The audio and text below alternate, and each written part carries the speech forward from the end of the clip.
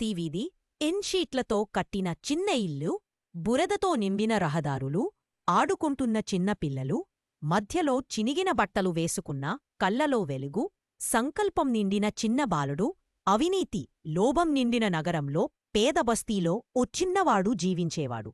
అతని పేరు అర్జున్. ధనం లేదు, శక్తి లేదు, కాని కలలే అతని బలం.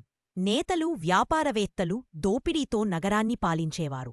కాని అర్జున్ హృదయం నిశ్శబ్దాన్ని అంగీకరించలేదు. కాలం గడిచింది. చిన్న బాలుడు పెద్దవాడయ్యాడు. ధైర్యం, నిజాయితీ అతని ఆయుధాలు అయ్యాయి. సత్యం కోసం ఒంటరిగా పోరాడటం మొదలుపెట్టాడు. మొదట ఎవరూ నమ్మలేదు, కాని అతని సంకల్పం ప్రజల్లో దీపంలా వెలిగింది. అర్జున్ను ఆపడానికి వారు అన్ని చేశారు. లంచాలు, బెదిరింపులు, దాడులు. కాని ధైర్యాన్ని ఆపగలిగారా? న్యాయం గెలిచింది.